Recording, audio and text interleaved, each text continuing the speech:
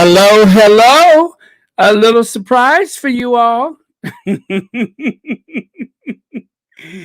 I thought I needed a new opener because that other one was just so intense that it might cause some people's dentures to fall out. So I thought, well, why don't we change it up just a little bit? Well, thank you, Opal Jones. I'm glad you enjoyed it.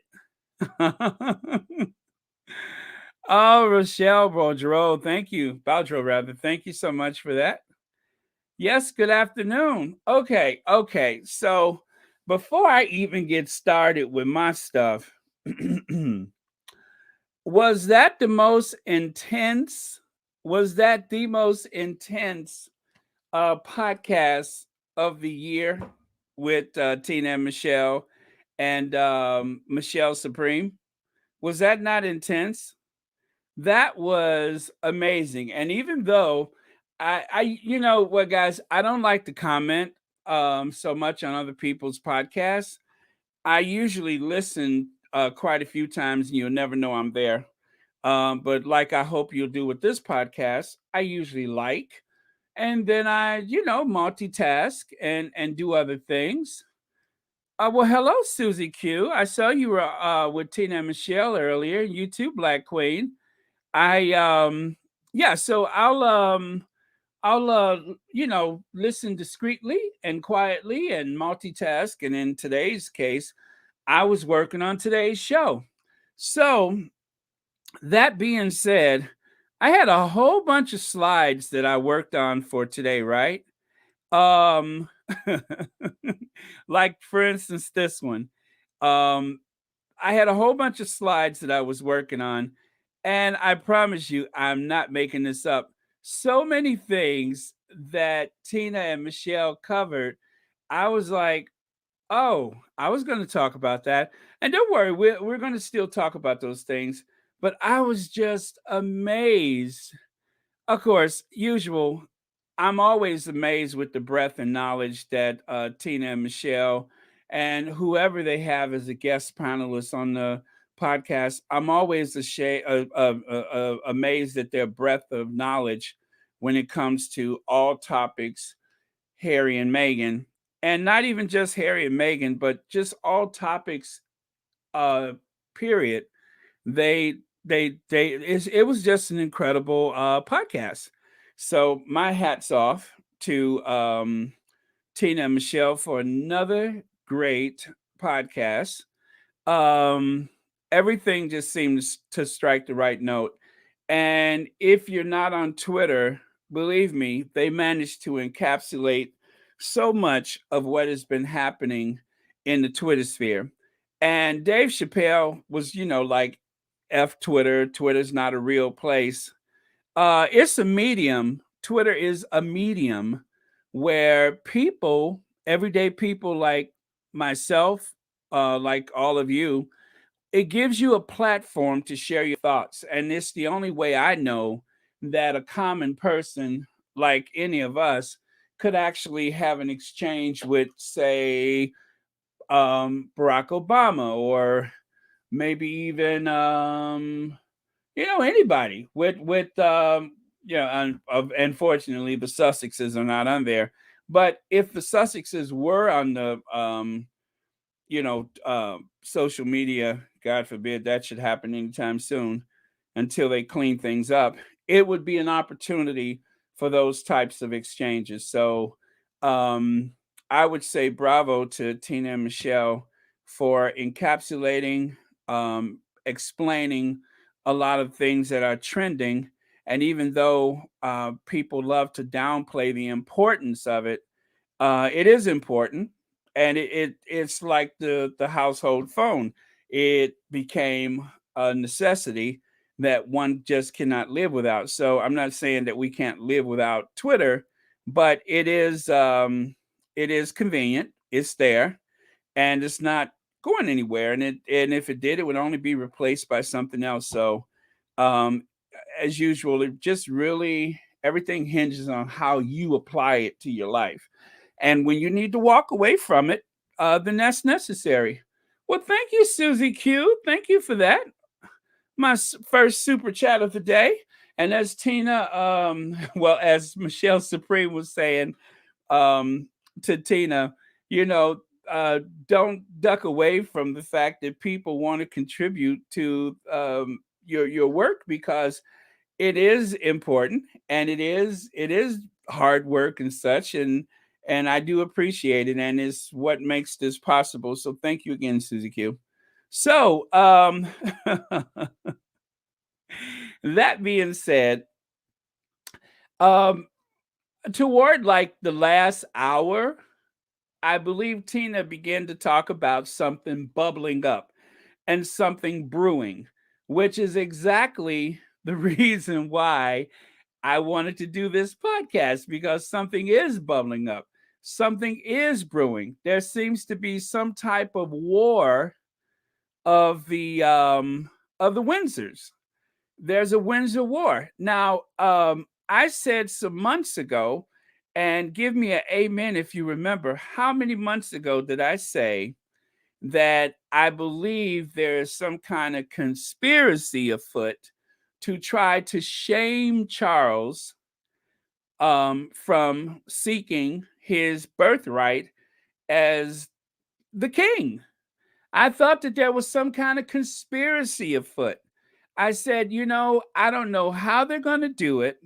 I don't know when they're going to do it, but there's something that is going to embarrass him enough that, yes, when the queen dies, he shall be king, but he won't be king for long, because there's some kind of conspiracy, some type of controversy, if you will, that is going to drive that man away from his birthright.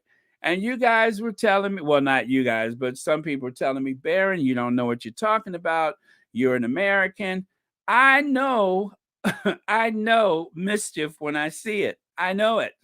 I can identify it. I'm just doing the math. I'm not some type of genius or something like that. I'm just doing the math. And anytime you have this wave of support for the Cambridges, in spite of the fact that they're not even next in line, what does that amount to? What purpose does it serve? They know the rules just like you and I do. Charles shall be king. So why put on full display in front of the entire world this big song and dance excuse me, about how the Duchess of Cambridge is the future of the monarchy? It just didn't make sense to me. I'm looking at this, I'm looking at it in real time just like everybody else, and thank you those who recognize the fact that I did say that. I've been saying this for months, that that somehow they were going to try to shame this man. And of course, people get very sentimental and very righteous and say, well, he's been waiting to be king his entire life. That doesn't matter. Do you think? Do you think that the powers that be, do you think that one of the most ambitious women on the face of the earth, the one who has passed her children off to billionaires and royalty, do you think that this person is interested in waiting for Charles to fulfill his lifelong pursuit of being the king? Do you think this person would let that stand in her way? I mean, she's overcome so many things. She has gone from pushing a beverage trolley through a 747 to dining, even appearing on the balcony with the Queen of England. That didn't happen by chance, that was quite deliberate. And so when you all tell me that, oh, it's not possible, just like when I say at some point they're going to start referring to her as Queen Mother. Listen to me when I say this. Stop dealing with all of the sycophant stuff that they have tried to instill in people. It's a murmuring that happens behind the scenes. And then they'll start saying, well, she's just like the Queen Mother. She is really a Queen Mother. She's really the status of the Queen Mother. And then next thing you know, people are gonna, they may call her Queen Mom. They may call her something that is not directly Queen Mother, but believe me, she will have a role in the House of Windsor. She's already pulling the strings right now, allegedly, possibly, and I'm pretty surely that is happening. And so this War of the Windsors that I have, you know, alleged, the alleged War of the Windsors, is really predicated on the fact that you have the competing houses. You have Clarence House, you have Buckingham Palace, which is, just all but dead right now. The Buckingham Palace as a house really doesn't function. It's essentially Clarence House, Buckingham Palace, and then you have the co-conspirators at the house, well, shall we say, Kensington Palace. Let's call it by its official name, Kensington Palace. So you have those co-conspirators over there, spinning their web and weaving all of their deceit so that they can help that one hiding behind the rose bush there. That is the way I see it. I'm calling it as I see it. So with that, let's start with this here. Let's start with this here. I and the other interesting thing is that some of the slides that I had prepared, I noticed that they used them earlier, but that's okay. We're gonna stay the course. Royal Rift: Sussex's silence is Meghan's way of declaring war on future Queen consort. Meghan, you know what? I don't even know who wrote this story, but I pulled it off of the Twitter and I thought it was really interesting. And I didn't even bother to go back and dig which paper it comes from or which rag it comes from.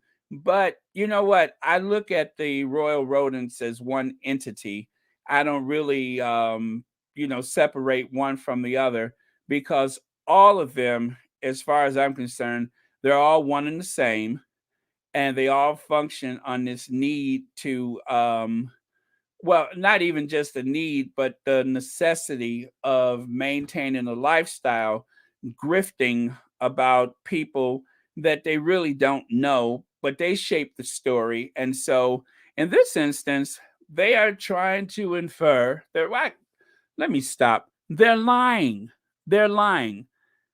Do you think Megan really lays in bed at night, rolling left and right and wrenching her hands, thinking about Camilla? Does anybody think that? This is so stupid. The last thing Megan is thinking about is that old drawn up tea bag of a Camilla Porca Bowles. She's not. She's. Uh, yeah, but that's how I feel about it. I don't have the words. It's so ridiculous. It's so stupid. It has no place in reality, but yet they're trying to perpetuate this because they want to distract from the fact that the public is not completely sold on this whole idea of the queen consort. So they want to make it seem as though it is proper and necessary for her to have the title queen consort instead of that homewrecker, even though it's not what the public want.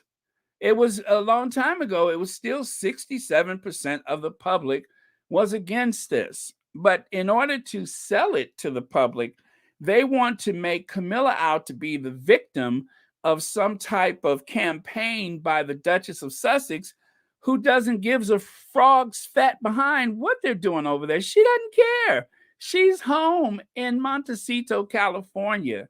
None of this stuff is important to her. This stuff like this, the only thing that's important to her is what's important to her husband and to her children. But in terms of her being directly affected, this story makes no sense. It completely defies logic. Their insult was surely deliberate. Okay, now it's not just Meghan, now it's their insult. It has been said by a number of people that Harry has always disliked Camilla and blamed her for wrecking his parents' marriage. Okay, now that is probably an air of truth there. Perhaps the Sussexes defining silence is Meghan's way of declaring war. Again, why would Meghan take this to task? Do you know how many times have you all heard me say we should never be more angry with Harry's family than he is? Now, Harry, I don't think Harry has anger issues with his family. I think he's surely disappointed with his family, but in terms of anger issues, I'm not sure that's the case. After a lifetime of being involved with that um, misguided, misled group of sycophants that surround his family, not to mention his family. After all that time that he's been there, I'm sure he knows exactly what the game is. And so disappointed, sure. Angry, I don't think so. He's had a long time to deal with the fact that his father is a complete buffoon. Okay, it's believed that she has never liked Camilla, and I am sure the feeling is reciprocated. Again, I don't even think that's true. I don't think Camilla is interested in the Duchess of Sussex in any way whatsoever. Camilla got what she wanted, okay? And she never has to stand next to the Duchess of Sussex again in this lifetime, and nobody would even notice. And I don't think she wants to be in the same company because any woman that has come into that family the right way, through marriage instead of wrecking someone's home, being someone's side chick for a lifetime, and then going to a some public records office to get married, and then you try to slide your way into being a queen consort. I don't think she's really interested in having any other woman stand next to her so that people can make that comparison. So there's like what 5,000 miles that separates Camilla and the Duchess of Sussex, and I think even that is too close. I don't think they really think about each other every day. So this article goes on. With one exception, the Queen's announcement was universally applauded. Are you serious? Are you serious? Are you insane? Universally applauded? University universally applauded? Serious? What kind of gaslighting is this? This is gaslighting. Universally applauded? In what world did that happen? There was silence from the Windsors in Montecito, California. There was silence from the subjects in the UK. The only people who said something were people who were outraged by it.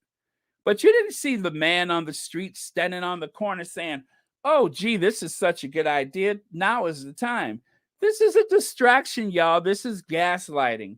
They're trying to throw the attention on the Sussexes' lack of concern or excitement about it, and they're trying to translate that into the reason why other people don't care. People don't care because they just don't. Meghan and Harry said absolutely nothing. Duh. Harry did say something. Harry said, "I'm going to continue the work of my mother. My mother's work. That's what I'm going to do. I am going to continue the work of my mother." That's what he said, quote unquote. "I'm going to finish my mother's work. My mother's work is undone," in so many words. That is Harry's reaction. Harry said nothing. He didn't say anything good or bad. He said absolutely nothing. He referenced his mother. He referenced his mother's memory, her legacy, and her work. That was it. So, let's see. Where was I here?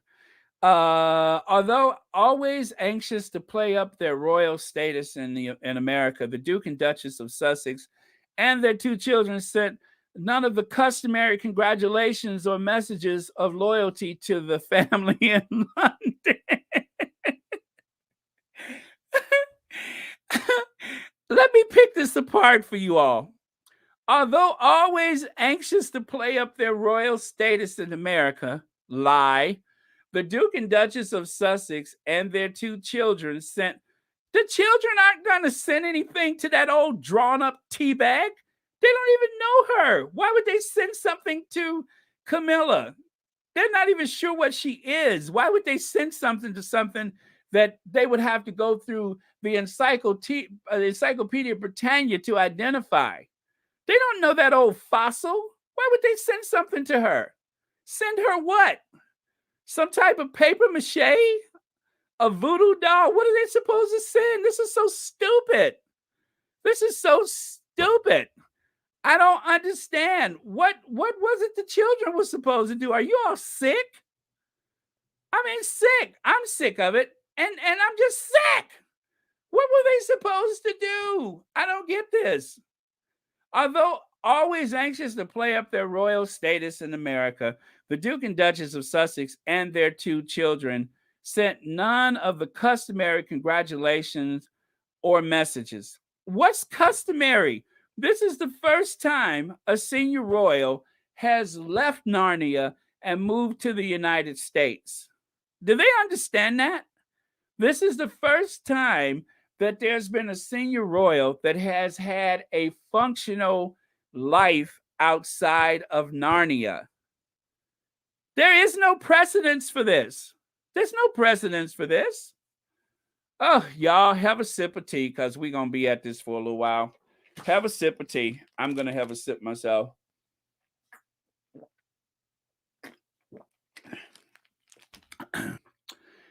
There is no precedence for what has happened. There is no customary congratulation or messages of loyalty from to their family in London because this has never happened before. And so the idea that there's something customary, let's pick that apart. This is new. And when they left the family, they left under siege. They left under siege. They left because Prince Harry's brother allegedly was actively involved in a plot to drive him and his family out of the United Kingdom because the calls were coming from inside the house. Do they understand that? The calls were coming from inside the house. That's why they left. Because a stranger called, but not really a stranger, a friend, a cohort, a colleague, a co-conspirator. Even if you don't like Dan Wooten, listen to what he says. Dan Wooten launches a tirade against the Duke and Duchess of Sussex. It is so much easier for them to blame anything uncomfortable on racehorses, as you know, I can't say that word, rather than address the fact that the negativity toward them is coming from within the royal family. The negativity that is coming from them is coming from inside the royal family. He has that very creepy tone to his voice. But this is true. This is where it's coming from. So when I say the calls are coming from inside the house, just in case there's any confusion, I'm referencing that movie from the 70s, that is, When a Stranger Calls. When a stranger calls, it is coming from inside the house. That's why I reference that so often. So let's go to the next one. From the outset, Camilla was suspicious about the adventurous, adventuress from Los Angeles. She found it hard to believe that Meghan would sacrifice her career and independence to serve silently as a team player devoted to the monarchy. Okay, let me dispel this one right away before we go any further. This is what I believed happened. Harry said, "This is the one." Okay. And when he said, "This is the one, and I want to marry her," she is very special. She's unique. She's super talented. And I think that because we support very similar causes, that we could actually be helpful to the institution. And let's say possibly that Meghan, especially because of her friends tried to warn her about this family, let's say Meghan had any reservations about what was coming. Meghan perhaps said, well, you know what? We can be a force of change, a force of good. Yeah, let's do this. And the family made promises to the Sussexes that they would be able to carry on the projects that were near and dear to both of them. We're going to disperse you to the Commonwealth. It's full of people of color. Oh, this is like a match made in heaven. This is going to help a lot of things. And along with that, you'll have each other. I think this is the language that was used somewhere in the institution, somewhere in the institution. And I think that it was off to a good start until their popularity began to consume two of the most bitter, spiteful, hateful people on the face of the earth. Two people that are so busy trying to avoid each other that it's almost like a couple of magnets trying to repel from each other. But they found something that they have in common, and that is they have to stop those Sussexes. They have to stop those Sussexes. And so the War of the Windsors, as I like to call it, the War of the Windsors, it initially wasn't based on this competition between Charles and William, and of course, Camilla and Kate. It was really a war that started because of these two and their popularity. I mean, it was just assumed that the queen was the big cheese, the head of the household and all that kind of stuff. So nobody's going to compete with her. Charles silently pulled the strings in the background and wrote letters to politicians. And William, well, William had a chance to avoid work at any cost. But then, of course, this union made them look awfully, awfully bad. And I'm going to say that allegedly and possibly and most likely to some extent, this really alarmed the plans that this one had. After all the money and all the scheming and all the social climbing, I cannot allow this American to come in here and steal my daughter's thunder. After all, my daughter is Dr. Joyce Jazz Hands. She is one of the critical thinkers of our time. And so there's no way in the world we're going to let this usurper come into the fold and ruin my plans. Okay. This is just my theory. I'm not saying that it's rooted in any truth or anything like that. And by the way, someone just sent me a PayPal. Thank you so much for that. I won't say the name in case you're using something different online, but thank you so much, CH. And also, last night I received a PayPal from GT. Yeah, those are the initials from last night. So thank you both. I really appreciate it. So, anyway, this is just my working theory as to why the Windsors are at war. And of course, Meghan walked into this situation eyes wide open, thinking that, okay, if I work really hard, I can fit in. I'm going to prove, I'm going to demonstrate to them that American work ethic that I am so proud of, the fact that I have been a feminist and I am going to stay, I will remain a feminist. Remember, she never did let go of that. She sacrificed a lot, but her feminist roots are something that she was not willing to depart or separate from her life. So not only that, she even declared, yes, my husband is a feminist too. So, wow, you guys have been busy in the chats. I'm scrolling through and I'm I'm sorry, I got a lot to get to, but bear with me for just a minute and then I'll take some of your comments if you don't mind. So yeah, that is what I believe happened. Is that this issue of the Sussexes really upset this narrative. It really woke a lot of people up because it was a clear demonstration that the rest of the family don't really work. That's why they were so outraged by the fact that Harry and Meghan began to have meetings with the staff at Kensington Palace that were kind of used to just hanging out, coming in at noon. When they had very little work to do, and they weren't used to that.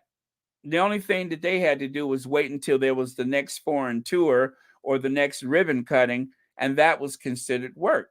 But because the Sussexes were told, you will have this platform at your disposal, and that we will support you in that, especially where the Commonwealth is concerned.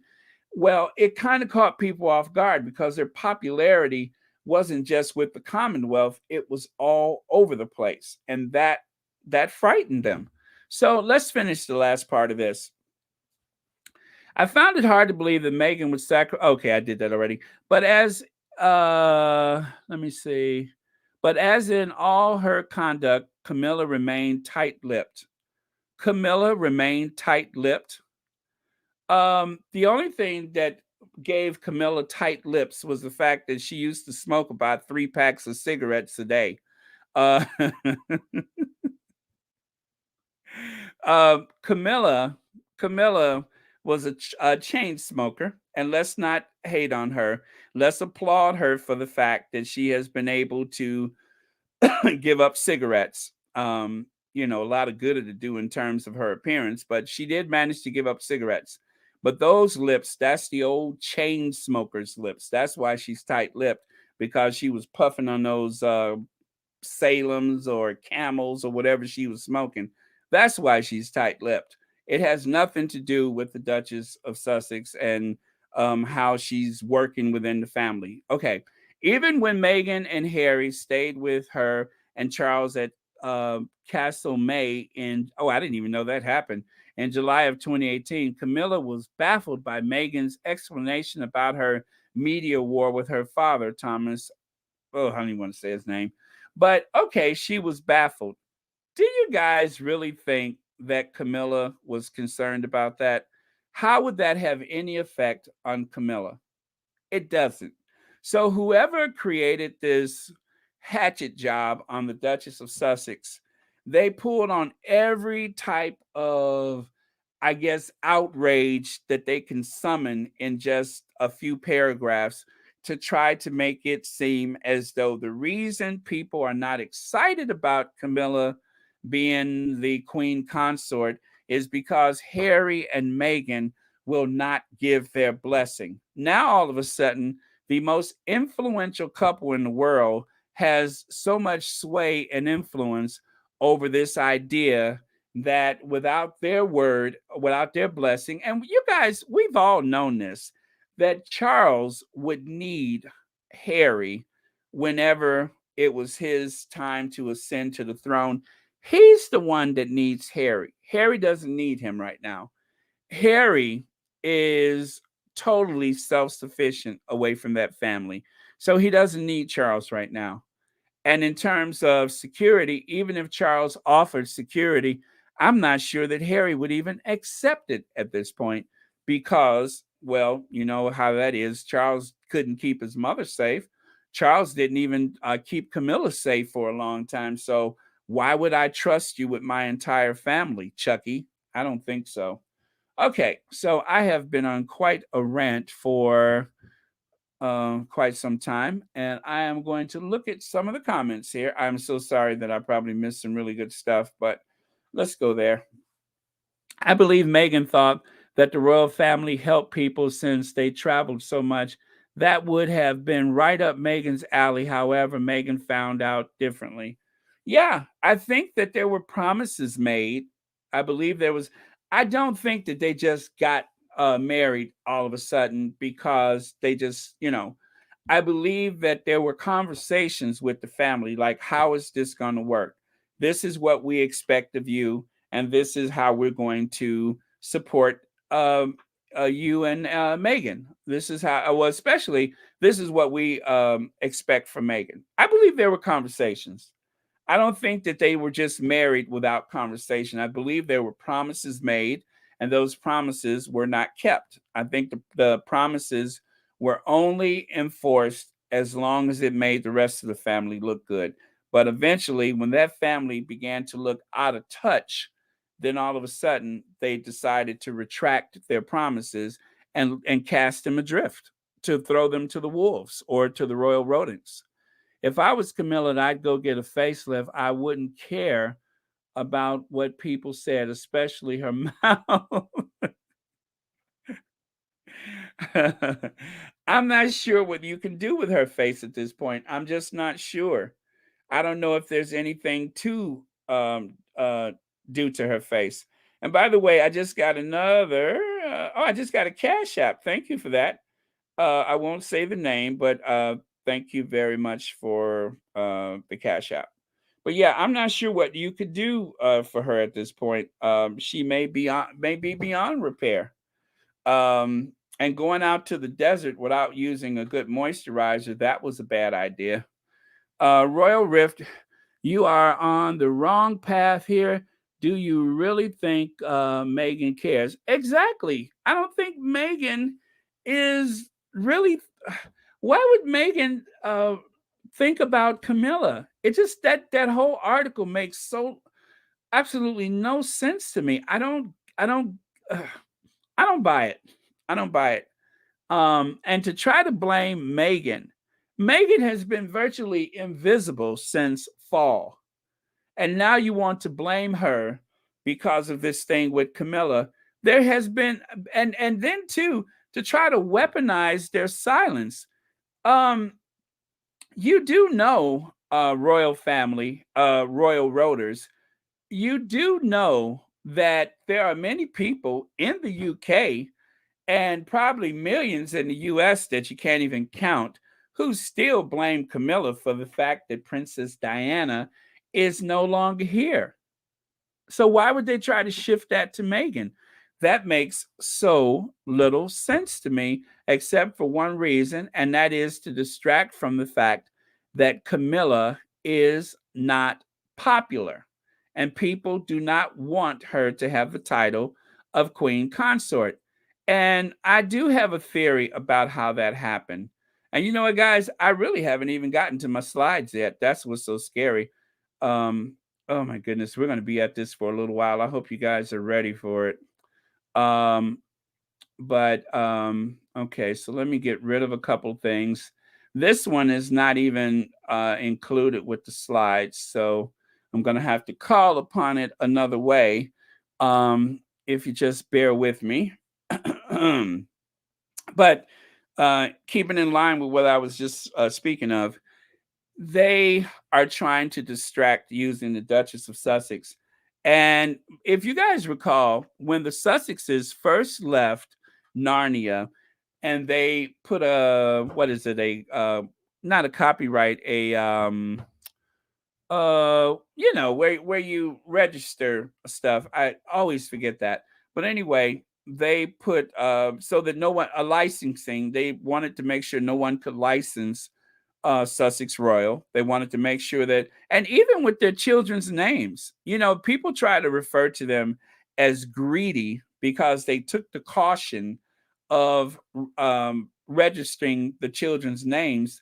They had to do that. They had to do that because Lilibeth Diana is a very commercial name. And in the future, there's going to be so many commercial applications used that sounds similar to that name that they are going to look forward to some years of lawsuits ahead so that they can try to discourage people from trying to hijack the children's names and, of course, the children's images. I mean, that is coming. And the Sussexes are full aware of it. So when they decide that they want to, trademark, thank you, Connie Balmer. When they decided to take out those trademarks, the tabloids tried to say that the Sussexes were going to sell T-shirts and they were going to sell toys and keychains and all that kind of stuff. No, that's not how it works. They only said that to create hostility against the Sussexes. That was the only reason to say something as ridiculous as that, is because they wanted to inject hostility against them. None of that was rooted anywhere in actual events for them. And 2 years out, as you can see, the Sussexes are not going around hat in hand trying to raise money.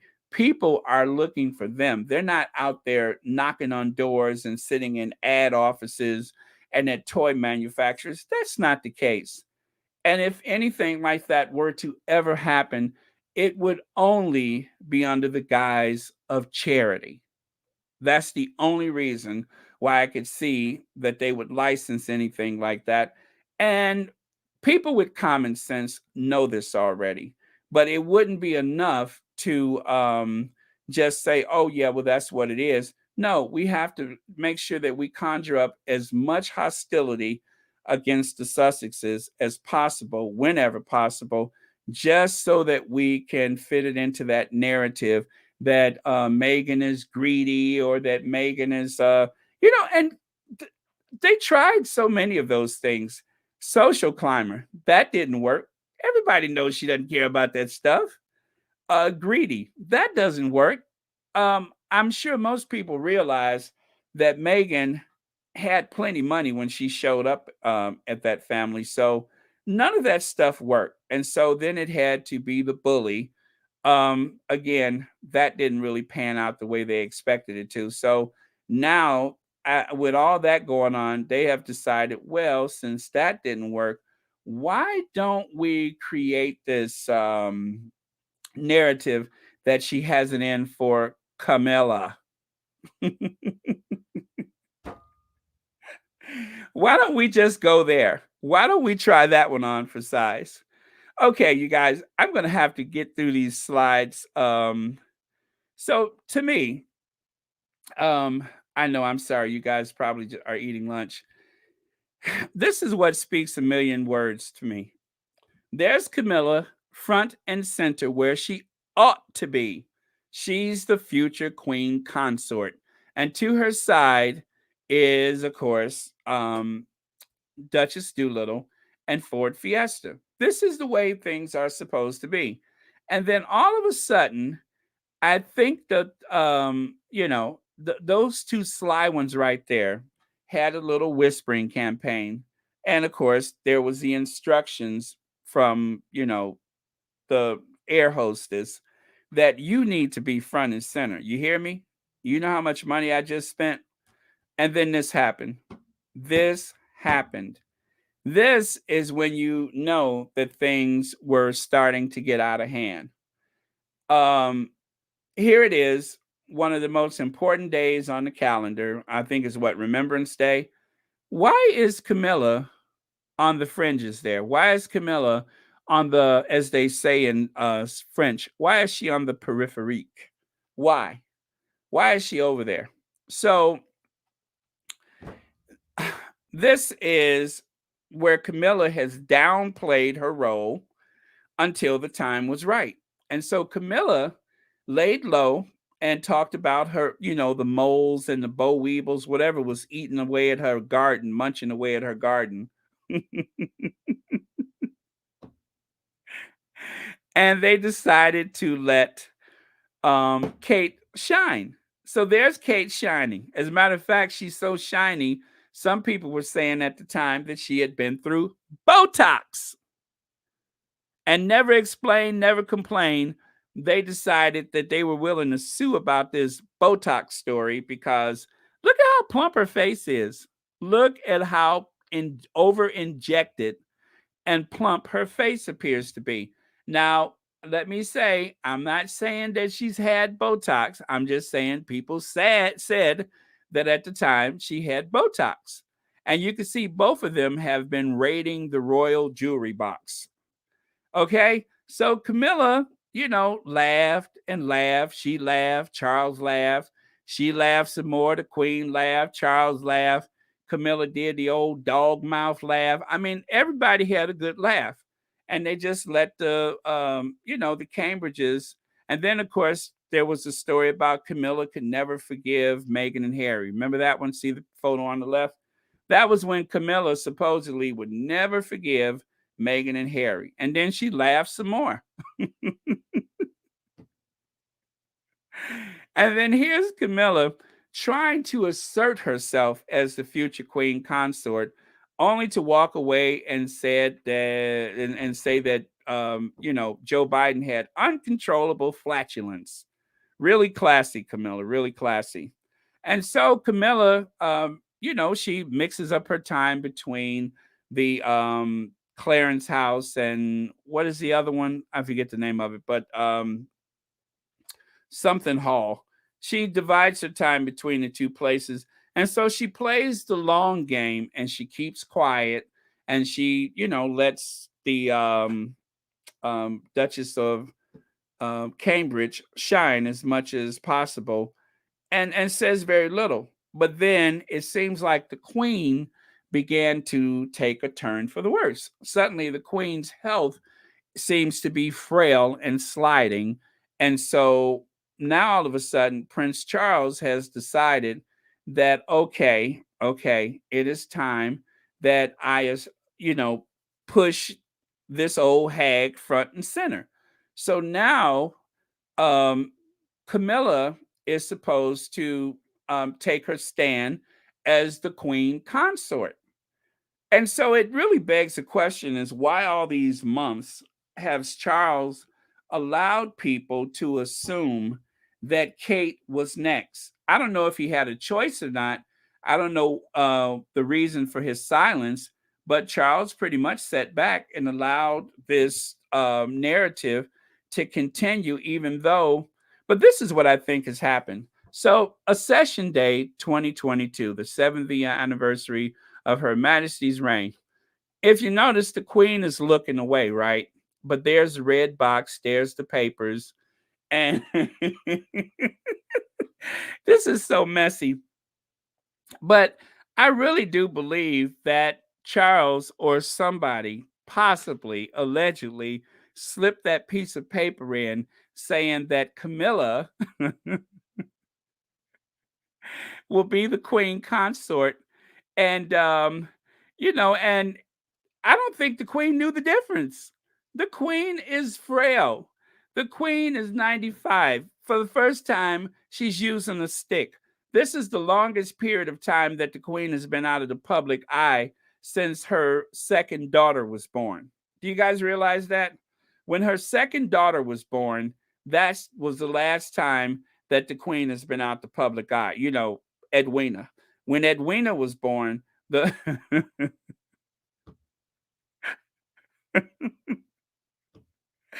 when Edwina was born, that was the last time that the Queen had been out of the public eye for months. And Edwina, being her last child, with her maxi coat, Edwina being her last child, the Queen went back to work and she stayed at work ever since. And now that she's in such a frail state, now that she's in such a frail state, somebody, Charles, slipped that piece of paper in that red box, Charles, and the Queen signed it. Not really knowing exactly what she signed, but I do believe that somehow she has been taken advantage of. And this whole war is coming to a head now that they have decided that we're going to stop sitting back and allowing Kate to have all of this attention. And look at Kate peeking around the corner. Look at her, just as slick and sly as she can be. Now we're going to stop playing nice, and we are going to make sure that Kate understands you are simply not that important. Now, this is what I haven't figured out yet, though, is the fact that Kate is now suddenly being pushed to the rear so that they can, slide Camilla in there. Is that because maybe, possibly, her charming husband may have decided that maybe he's ready to move on to greener pastures or rose bushes, if you will? Maybe. I don't know. But for some reason, Kate is no longer as relevant as she was just a month ago because somebody said that the Queen said, "It is my wish that you will show the same love and support to Charles and Camilla as you've shown me all these years. Somehow that happened. I don't know why now. I could only think that it doesn't look good for the Queen. The Queen looks actually in worse health now at age 95 than her mother appeared at age 100. I'm just saying. It's just a fact. The Queen looks incredibly unhealthy right now compared to her mother at the same age before she passed away. You know, her mother, Cookie. I just think that the Queen is slipping, and somebody threw that page over in that red box and she signed it this year. So I think that's what happened. I don't think the Queen was actually aware of what was going on with Camilla until actually, we don't even know if she knows about it now. So, right here, Duchess of Cornwall and Kate Middleton, tactile greeting makes them seem accessible. Body language expert says in a departure of traditional no touch policy. Well, you know, they say you shouldn't play with other people's animals, right? Whenever you see an emotional support animal, what do they say? Don't touch it. It's not for petting. I'm just saying it ain't got nothing to do with anybody in the royal family, but I just thought I would point that out because I'm shady like that.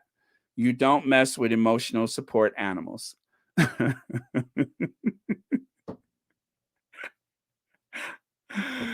uh, anyway, so this is like it was unusual for them to say that Camilla and Kate were doing the same thing. But if you remember with the earshot, and when Kate wore that Joan Crawford looking glitter gown, that was when Camilla and Kate had a big time out together. Okay, so I just, like I said, I prepared a bunch of slides. I'm going to go through them. So right here at the cenotaph, that whole cenotaph thing, this is when Kate was featured as the future of the royal family. Over and over again, they began to cram this down our throats. Kate is the future. Kate holds the and then if you remember the story, they said something about Kate's mouth being askew. Kate's mouth is askew. You mean to tell me it took you all this time to notice that there's something wrong with her mouth? Kate's mouth has been askew for quite some time. It would be news if her mouth wasn't askew, but Kate's mouth has been askew. But they make it seem like Kate is bearing the weight of empire on her shoulders. Really? Kate bearing the weight of empire on her shoulders? This was quite a campaign that they came up with to prove that Kate is the rightful heir to the position of queen consort and downplaying this idea that Camilla would be the queen consort. Now, some royal experts have said for a long time that Charles will be king and Camilla will be queen. They have been saying that. And this whole thing about Camilla being a princess consort, it I don't think that the rules work that way. When Charles is crowned, I don't see why they thought she was going to be crowned as a princess consort. Even if they don't ever use the name, she's still the Princess of Wales now. She's still going to be the queen consort if Charles survives this horrible illness. So, next slide. There's some more. As she pulls out of cenotaph service, is the queen set to cut back duties after new health scare? And who do you have next to the queen with her mouth askew? Who's featured in the same story next to the queen with her mouth askew? You got Duchess Doolittle. Why is she there? Why is she there? She's not next. She's not next, and she's not going to be a sovereign. So why is she there? because of this active campaign to push Charles and Camilla into the wilderness. This is your queen consort. This, this weathered old handbag. This is your queen consort. And yes, her mouth is askew for a whole nother reason, but this is your queen consort, not Duchess Doolittle. Health fears for the queen. Uh, and what else they got there? Poppy. No, not that. Oh, okay, it's at the top, I think. Oh, I can barely see that. But anyway, with her mouth askew, these are the photos that they released on that day. Out of all the photos that were taken, they decided to try to make it look like the weight of empire was on her narrow shoulders, but instead, all they could come up with is Kate with her mouth askew. Okay. And then here's the last one that I have for that story. Um, Health fears for the queen. Why are you looking at Kate? She's not going to be sovereign. He's going to be sovereign. This whole campaign just didn't make sense to me. And this is why I kept telling you guys they are going to pull the okey doke on Charles. I don't know how they're going to do it. I figured there would be some type of shame and embarrassment, like cash for honors. I don't know how they're going to do it, but I figured there was going to be some type of way that Charles would find himself kicked to the curve, that they would shame him away from the throne. And don't tell me that they hadn't thought about it. I still think that that is a possibility, that they are going to introduce something so terrible that Charles is supposed to step down. I'm not saying he's going to do it. I just say that that's what I think the game plan is. Catherine La Petite, sour nose, insipid. Okay, so think little Catherine, sour nose, lacks charisma. So yeah, she lacks charisma. And yeah, I get it. She's an imbecile. I hear you. Thank you for that, Fedeline Wampak. Okay. See, in whatever language, it always translates. There's no language where Duchess Doolittle does not translate into lacking something. So I get it. Um, well, after Child's exited, ex um, well, after Child's X'd out, then what are they going to do about William? Oh, okay, I get it. Because then the price uh, is going to tell all of us his business. The prince, rather, I bet. Yeah, then the prince is going to tell us all of his business. Well, I don't think that they thought about that, because the people who have the highest interest when it comes to the greatest interest in seeing Charles removed is someone who is 67 years old, who will be 77 and then 87 years old if Charles is in there for 20 years on the throne. I don't think that this woman is interested in waiting until she's 87 years old to push that air hostess trolley down the aisles of Westminster Abbey. I think that as ambitious as she is, I'm just thinking, I don't know this to be true.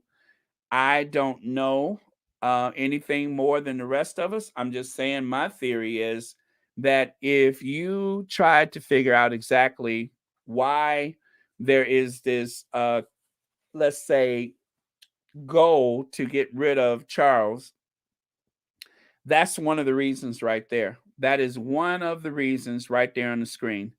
So, okay, next slide. Okay, so Tina brought this up, and there you have it. Queen Kate. Um, and I'm going to just say, like Tina, I got this off of the Twitter, and it was very interesting when I saw it. Queen. I haven't seen more queens in one conversation, um, probably since the last time these two went out for a stroll at Great Windsor Park. That was the last time I saw as big a reference to a queen.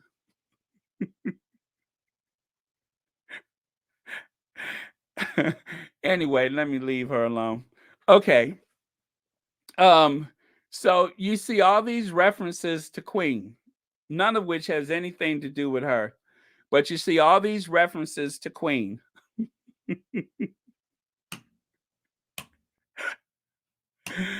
Woo! You know what, y'all? We have earned ourselves a sip of tea. So why don't you go ahead and have yourself a little sip of tea? I'm gonna have some too.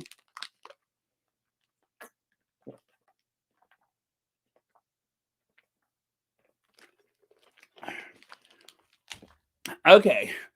Um so anyway, all these multiple references to Queen Kate, Catherine the Great, Queen Kate. All of this comes down to one thing. They're trying to push him out. As you know, there has been many polls that has said for years that people prefer William is next in line, not Charles. And so using that leverage, I think that some people in that orbit of the royal family, some people who have actually had an event named in her honor. I think it was called the Royal Carol. Remember the Royal Carol? There was an event named in her honor called the Royal Carol. And so, even though it wasn't really named for her, I'm telling you, Queen Mum is coming down the pike. Queen Mum. Anyway, so this whole thing about Queen Kate seems to have backfired terribly because Charles has managed to slip that piece of paper in front of his mother. And while she was looking the other way, Philip, Philip, was that Philip? Philip? When the queen looked the other way because she thought she saw Philip, then suddenly they slipped that piece of paper in there and she signed it, not realizing that what she has done was put that other person right in line to be queen consort because she thought she saw Philip. Philip, is that you, Philip? So,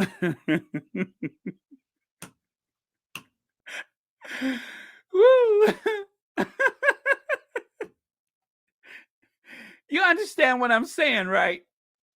Okay, you guys, I'm being so rude. Let me take a couple of your comments here. I don't want to have all the fun myself. Little Rock, of course, targeting Meghan is easy while the press hypes up Kate, I call her Cape. Kate, her family campaign to be the next queen. Somehow, Meghan, who was campaigned out of their country, had to be blamed for their kerfuffle. Absolutely, Lil Rock. And you know what? Extra points to you for working kerfuffle into the conversation. Before I went to bed last night, I was trying to figure out how can I work kerfuffle into the podcast tomorrow. Well, you have solved that for me. I don't even know what a kerfuffle is. And now that I'm over 50, I'm not even sure I could reach my kerfuffle. But thank you. But I'm just kidding. Lil Rock, that was brilliant. Thank you for that. Egghead told Charles he wanted the Middleton to be invited to most things. I think um, Carol has done something to William. No wonder he always at her house. Yeah, he's always at her house. And there was an article saying that William was very close to the Middletons. Yep. I actually have a little headline for that, but I don't think I actually put that in the slides for today. Philip? Philip? Is that you, Philip? You know, when she started calling for Philip, that, it's getting to that point. I'm just saying. I'm not wishing nothing bad, but Philip? Okay, you guys, I'm going to do some scrolling here because I guess so much I need to get to. Okay, so this is the future queen right here. Um, Tom Bowers, who always looks like he needs to burp. Tom, I got a burp Bauer. Kate Middleton is the jewel in the royal family crown. Remember that? Diana would be proud. Diana would be proud. Do you see that thing crawling out the back of a taxi on the other side there? That's what Diana would have been proud of. At the same age, were there any images of Diana on all fours hissing at a taxi driver? Have you guys seen any footage like that? I mean, when I look at that image of Kate, all I can think of is, like some kind of caged animal. I don't remember seeing any images of Princess Diana pouring herself out of the back of a black cab. I have not seen such footage. But there's Kate on all fours slithering out of a black cab. So, Philip,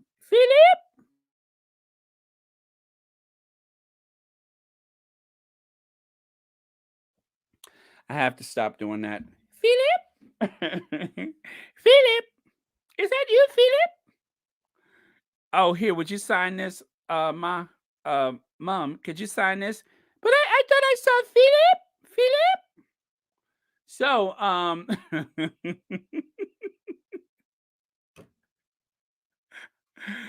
oh, Gwendolyn Daniels, I think you're onto something right there. Yeah, yeah, she was lit. She's lit up like the royal Christmas tree. Philip, is that you, Philip? Okay, guys, I gotta stop doing that. That's not kind at all. Okay, so Catherine the Great. This is also part of oh, thank you so much for that. Vinette Valentine, you are my Valentine for that. Thank you so much. So, the Catherine the Great article backfired terribly because the translation was Catherine feels overworked. She feels overworked. Sitting around doing nothing was exhausting. So, Catherine, Duchess of Doolittle, was exhausted. Now, this is the same one that the Queen declared as lazy, and how come she doesn't get a job. And the way we know that's true is because, like with so many things concerning the royal family, there was no protest about the Queen's leaked information about Catherine's laziness. But when this article came out, while they were in the middle of campaign, or shall we say Operation Big Her Up, while they were in the middle of campaign Big Her Up and make her seem like she's a concert pianist and that she's Dr. Joyce Jazz Hands, a critical thinker of our time, while they were in the middle of this campaign, this article was not very helpful. So they decided to threaten people until this tabloid article was removed. Now you can't find it because it was lifted. It was washed off the internet. Gone. Just like, Philip? Is that you, Philip? Here, Ma, sign this. Philip? I thought I saw Philip. Okay. That is the last time I'm going to. This is very serious stuff. The Windsors are at war. Okay, so here you have it. Kate Middleton looked younger and more stylish at Royal Variety Performance thanks to her casual, curly hair and fresh English rose complexion. In other words, her mama is not Doria. That's what they're trying to say, is that her mama is not Doria. So that's why she has that English rose complexion, because she's not descendant from African Americans. She's as English as you can possibly be. She's English to the core. Yes, she's a white woman. That's what they're trying to tell us. She is a white woman, an upright, self-assured. I would say confident, but that ain't true. But that's what they're trying to tell us, is that she's not Meghan. Okay. So I want to reassure everybody The Queen is very well. Prime Minister sends positive message after 95-year-old monarch misses cenotaph service for the first time in 22 years with sprained back, just weeks after shock hospital stay. Now, we do know all of that is a lie. And since the Queen was not at the cenotaph, um, there was somebody who decided to show up and show out. Well, since mom won't be there, it is time for me to show my new maxi. So somebody came out that day. She came out, if you know what I mean. She came out, but the queen wasn't there. So he decided it was time to come out. So, anyway,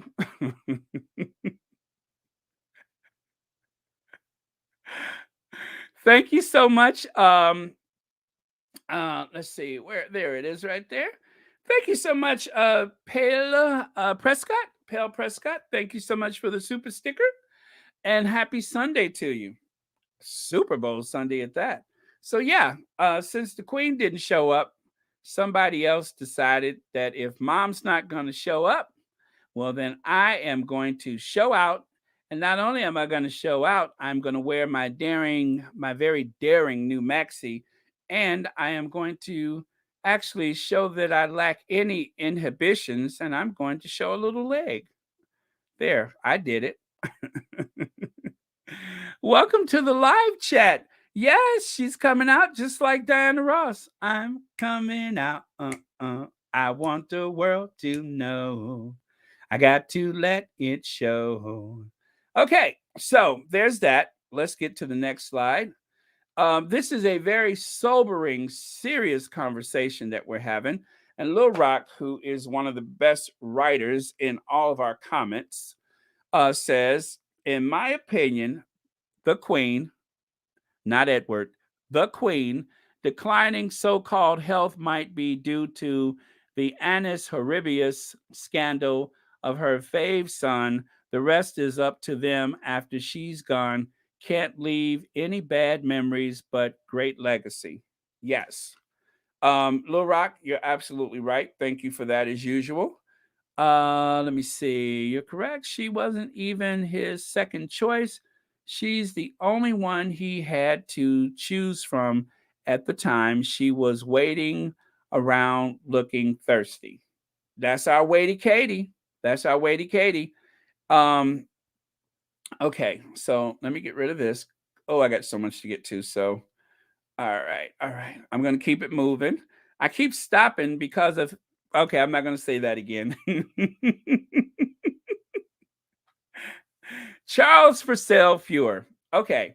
So don't forget, look at this page. Charles for sale.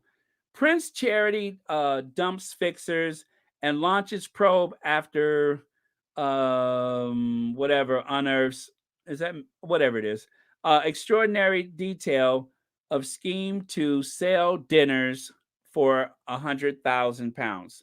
Remember, I said they're going to try to find some kind of way to shame Charles away from that throne. Again, when the queen is gone, Charles will be king. That's no doubt. But how long he stays on the throne is really going to rely upon how much furor can they conjure up about his behavior. Now, see, they haven't really dropped the big one yet, if you know what I mean. They haven't really dropped the big one. There may be some scandal that they deem unsurvivable for Prince Charles to stay on the throne. Now, people say, "Oh, that's not possible. He waited his whole life." Isn't that how the queen got on the throne? Because her uncle had such a scandal that it was just decided that it was impossible for him to carry out the duties without the woman I love. Isn't that what he said? Well, of course, there was so many scandals, including his connection to Hitler at the time. Then there's no wonder that he had to leave. Okay, speaking of which, as you know, Tina and Michelle today, along with Michelle Supreme, they talked about a lot of the topics that I wanted to approach today, such as how they had this campaign against the Cambridges, in particular Duchess Doolittle. All of that is true. Kate Middleton's dress was inspired by Wallace Simpson. I don't know why that's helpful to Kate, except for like Wallace Simpson, she had no hips. But Kate's Middleton dress was inspired by Wallace Simpson. And then they even dragged poor Wallace out as a Pippa lookalike. Okay. So before they tried to associate the Duchess of Sussex with Wallace Simpson, that is a name that has been renting space in their head for free for years. Prophecy. Pippa Middleton, town plus Prince William affair forces his abdication. What woman is the less attractive spitting image of Miss Wallace Simpson? Seriously? Seriously? This is what they said about Pippa? Okay? The tabloid, they are evil. Speaking of evil, look at these two. All right. And this side by side, this is something that comes from one of the many stories where they said the queen was fed up with Duchess Doolittle. Don't underestimate Charlie Boy. They'll have to pry that crown off of his cold, dead, gnarly, fat sausage fingers. Thank you for that. And again, and again, and again. Okay, so next slide. Here again, no hip Cambridge compared to Wallace Simpson. They love to drag Wallace out time and time again. That's like a sport for them. Is let's see how many times we can insert Wallace Simpson.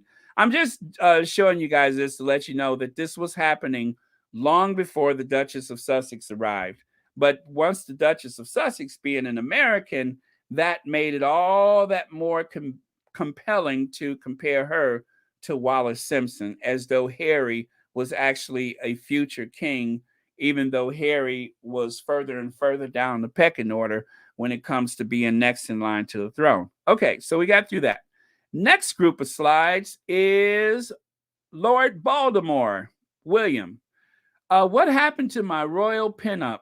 Laura Freeman had a schoolgirl crush on William and wept when he wed. Sadly, she says, he's no longer the prince of my dreams.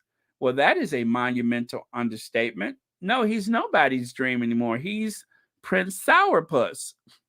I don't think there's anybody queuing up for days waiting to get a crack at this one anymore. The only person that was interested in him was that mannequin that he married, Wadey Katie. But yeah, so this story, I'm telling y'all, I got a whole bunch of receipts that I've been hanging on to because I never know when I'm going to need them. Audrey Teschner, you say, that's mouth is reason for grinning beer.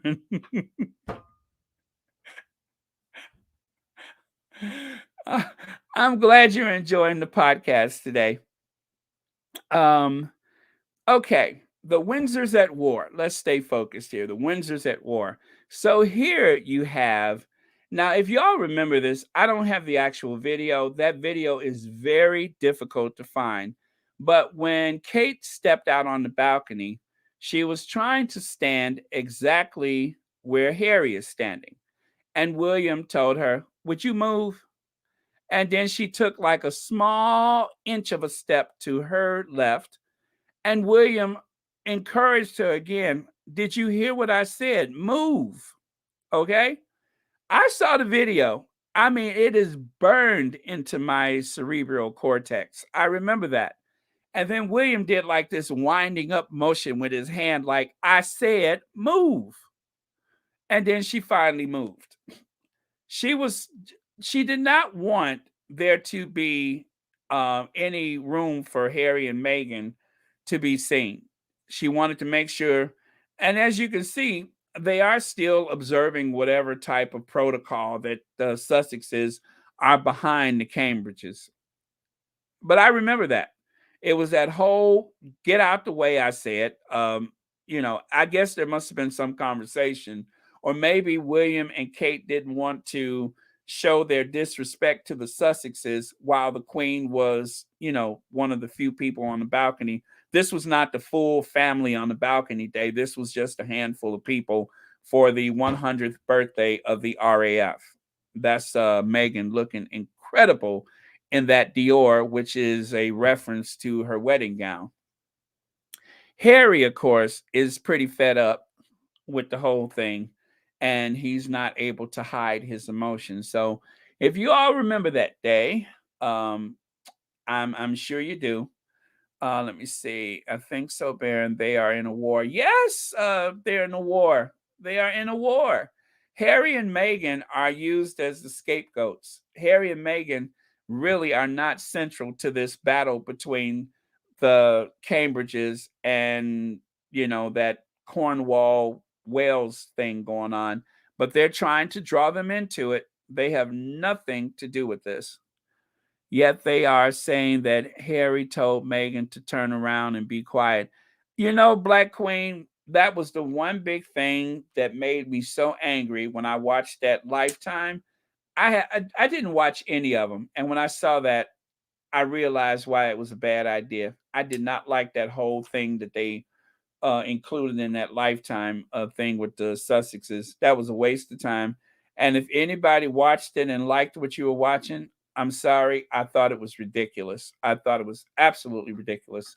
So, because I speak somewhat fluent French, let me translate this for you all. Que la reine Elizabeth II complimente Meghan.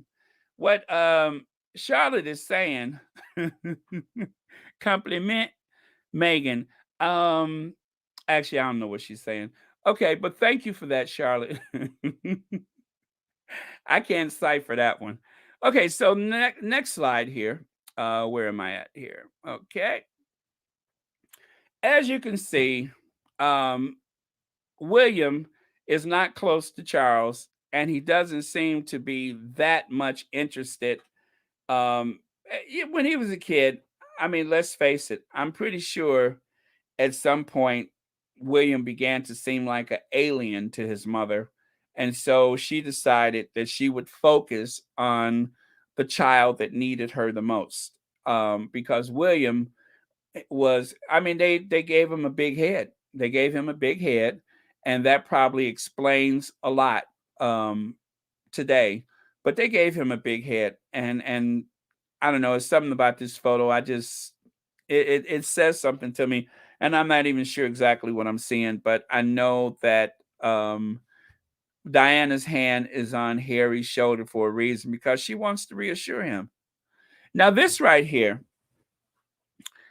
as you can see, in the background, there's a portrait. They didn't want to take it down because they didn't have enough respect for the president and his wife to take it down, the first lady. So they put a lamp in front of it. And you know who made a big deal out of this? Daily Mail, Lord Nappyhead's paper. They're the ones that made a big deal out of it. There is an image of a slave in the background. Now, the Obamas were there to see their friend Harry. Look at where Harry was seated.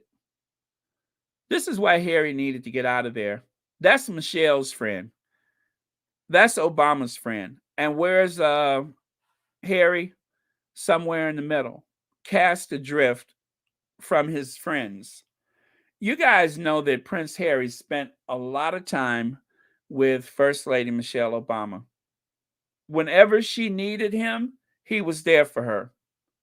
So this is why they had this big campaign to try to make it seem like the Sussexes were no longer friends with the Obamas. The truth is, it's exactly the opposite. Now, Prince William is in it to win it. Okay, let me go back to that one. So he's the first person to tell you that he slept rough with a black man. Nobody needs to start the conversation. It's kind of like me talking about Europe. It doesn't take much encouragement. You know how every 5 minutes I say, well, that reminds me of that time when I was in Europe. Well, for William, it's like, remember that time I slept rough with a black man? We're certainly not that kind of family, because I slept rough with a black man. Remember that time I slept with a black man? Did I tell you about the time I slept rough with a black man? I slept with a black man. Every other conversation, he loved to tell everybody how he once slept rough with a black man.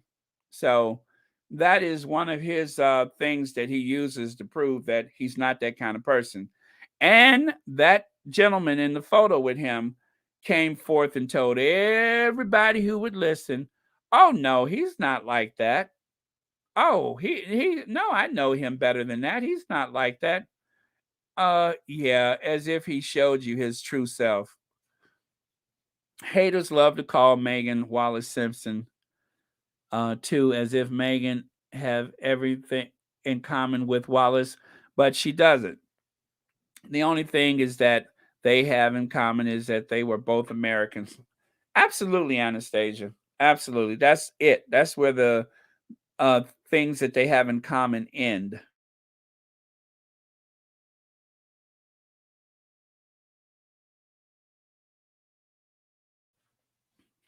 Okay. So, next.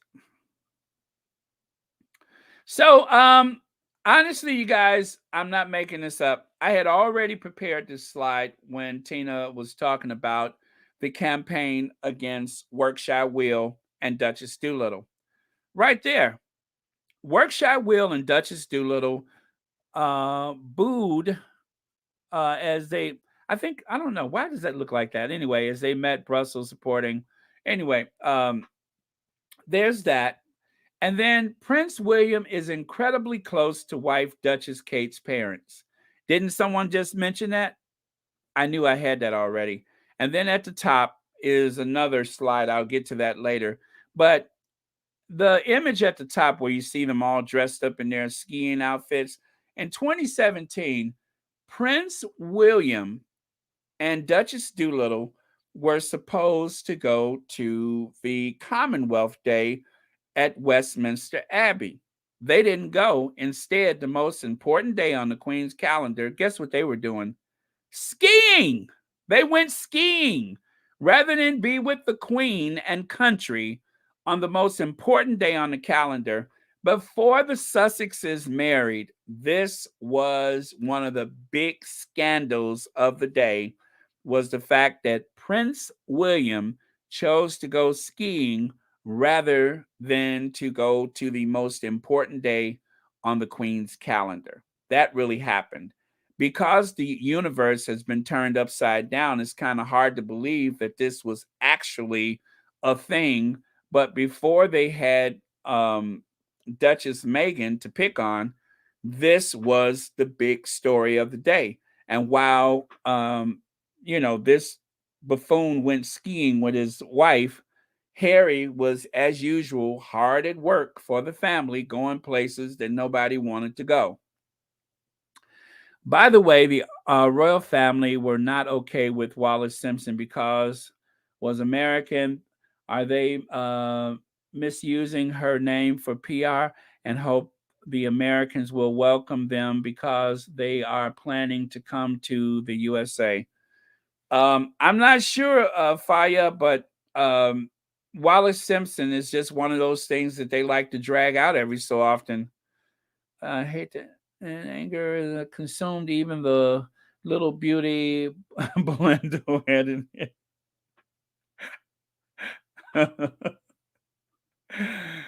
Thank you for that, Connie. Okay. Cookies and cream. Haven't heard from you all day. If anyone is a version of Wallace Simpson, is Canine Camille. That bulldog is an abuser and home wrecker. She made Diana's life a living hell. That is so true, cookies and cream. Next slide. Okay, right here. So, in order to try to tamp down the popularity of the Sussexes, you know that there was that William and Kate in slick new YouTube promotional video. And the one on the upper left where Kate has on that green outfit with the bottle of Mitchum next to her, that image is where Kate mumbled something to him.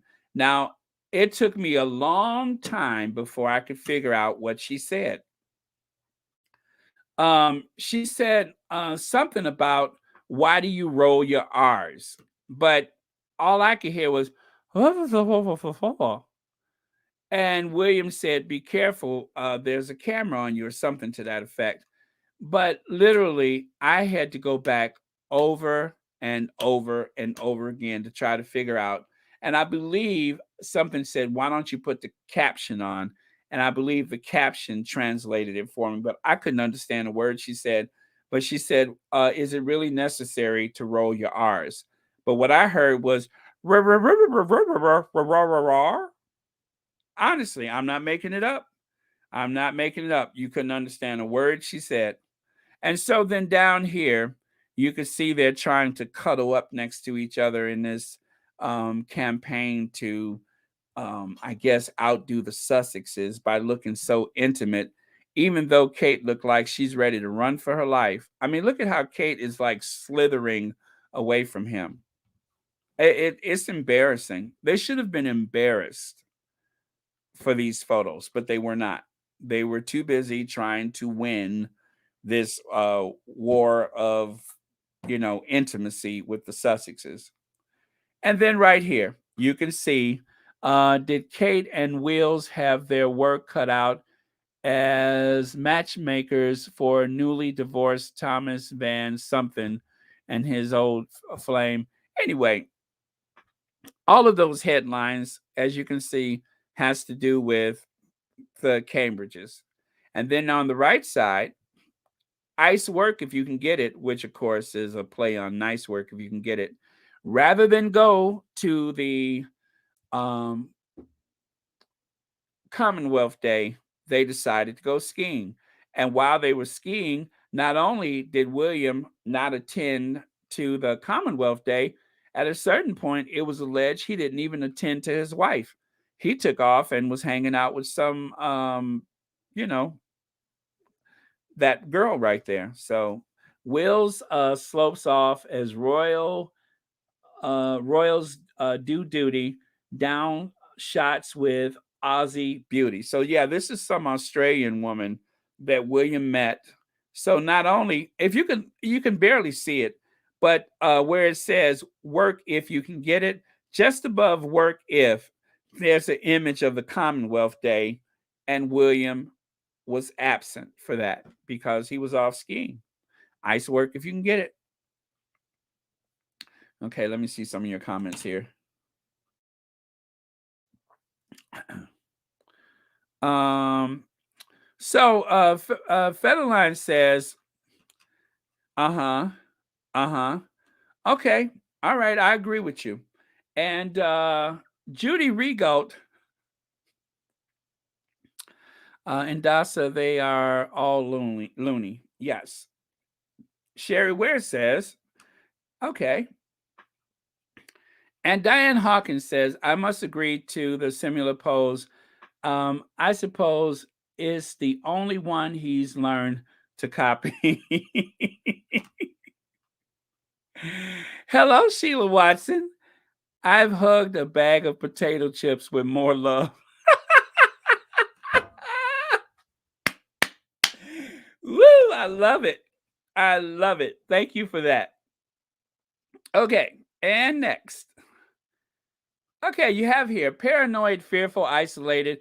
The words William Prince William, I'm sorry, used this week to describe how Martin Bashir lies ruined his mother's life. This man threw his mother. He threw his mother under the bus. He threw his mother under the bus. Do you guys remember that? He threw his mother under the bus. All under the guise of trying to salvage himself as the savior of the royal family. And through all of this, poor Prince Charles couldn't say anything because anything that has to do with Diana, that's like kryptonite. He's not allowed to say anything. La petite, Connie. La petite français. That's how much I know. Is very little. Okay. So again, William, Commonwealth Day 2017 didn't go off without a hitch because William was skiing. Okay? But all of a sudden, he's so worried about how his mother was represented by Martin Bashir. Now, all of a sudden, he's the dutiful, concerned son because of the mother's mistreatment, even though anybody who was close to Diana will tell you she said what she said because she wanted people to know that it is what's happening in that family. This is why she said what she said. She wasn't misled. She said it because that's how she felt. And Martin Bashir was introduced to her by her brother, Charles Spencer. The Earl Spencer is the one who introduced Martin Bashir. And then he turns around and says, oh, you can draw a line to her meeting Martin Bashir and the day she died. And I'm just like, fool, do you know we can hear you? You're the one that introduced her. Of course you can draw a line. You introduced her, dummy. I couldn't believe it. Um, Charles Spencer, in case you doesn't know, that is Diana's brother. Because her father was an earl, when her grandfather died, Diana became Lady Diana. And because her father was an earl, when he died, her brother, Charles Spencer, how convenient the name Charles, became the Earl Spencer. So that's where her title Lady Diana comes from, is because the Spencers has been an earldom for a long time. And so Princess Diana, according to lineage, is actually more English than her German mother in law.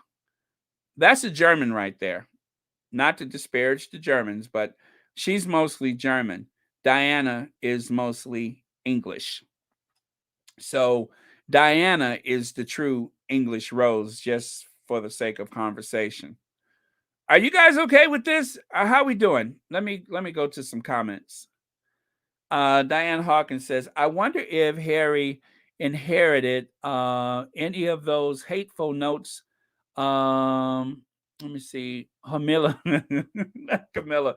Camilla wrote to Diana. That's the first time I've seen that name used. The only way you can understand anything copycat Captain Kangaroo says is if she speaks gibberish. Cookies and cream, I'm convinced that if you play some of Kate's conversations backwards, it may sound like uh, Laurence Olivier quoting Hamlet, but you have to play them backwards. Otherwise, they just won't make sense. But okay, so here's Amber Hall. This is that lofty house that the press never mentions the price of. And there you can see the children at the bottom. They're clapping because this was a day that they were supposed to celebrate other people's sacrifice. Remember that? Amber Hall was remodeled at a huge sum. I think the driveway they said was 2 million pounds or something like that. All of that house was refurbished at the taxpayer's expense. Nothing was said about it. But when it comes to the Sussexes and their Frogmore servants' quarters, then that was something that they couldn't stop talking about. Remember that? Oh, even though Harry and Meghan paid for the changes that they wanted in the house, a house that was already slated for some type of refurbishment at the taxpayer's expense, because this being part of the Crown estate or whatever, they decided to make a big fuss about the fact that Harry and Meghan were actually the ones that moved into the house, and then any extra fittings and details that they wanted, then they were made to seem like they were greedy. They were made to look like they were wanting and greedy and stuff like that. So, anyway, um, that's all I'll say about Amber Hall. Okay, Will's fury at Meghan's bullying. Okay, so this was like the big war on Meghan, and at the same time, you could see that photo of Kate. Of there it is of Kate with the umbrella. And this is that story where they tried to big her up and tell people how she was going to show Meghan how it's done. She has a folder with some very large text in it that she sat down. And anyway, it was a big farce. She went to this event, she mumbled a few words, and then she sat at a table to look like she was intrigued and interested. But yeah, this was the big campaign against Meghan. And of course, part of the campaign to outdo the Sussexes. This side by side photo was courtesy of the tabloid media. I didn't put this together, they put it together. Okay, so that's that one. And then here you have Meghan. I'm sorry, Prince Harry and Meghan Markle stole attention from Prince William and Kate Middleton. It happened with Princess Diana. It happened before Princess Diana. Okay, now what I want to demonstrate by showing you this is not only that this was well known of as it was happening, but not nearly as much as it should have been. But notice the outfits they're wearing.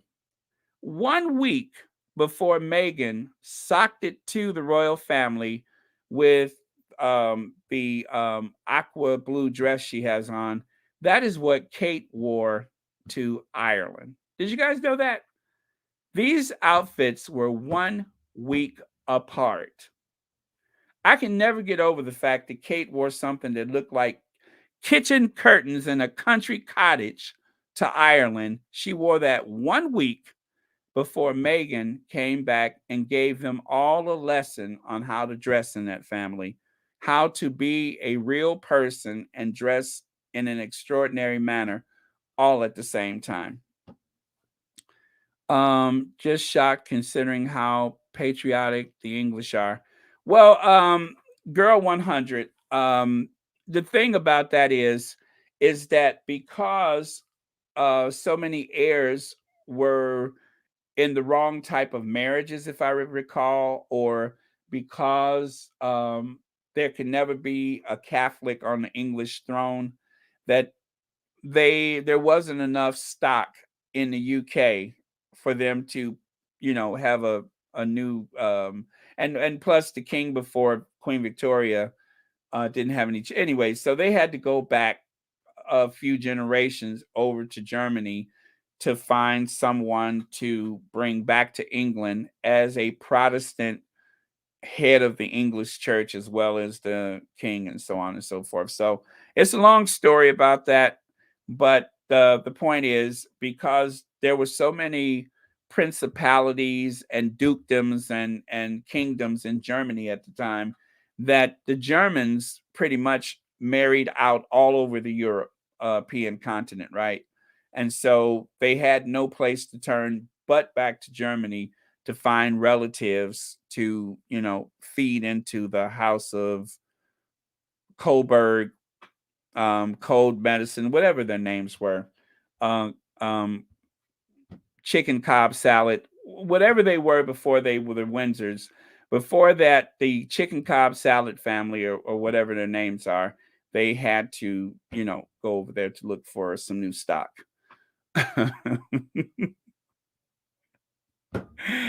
Oh, you're talking about that gown. I mean, that dress that she's wearing. Yeah, it does look like it could use a nice balsamic vinaigrette, doesn't it? I agree with you. A little balsamic vinaigrette would be just enough to make sense out of that outfit.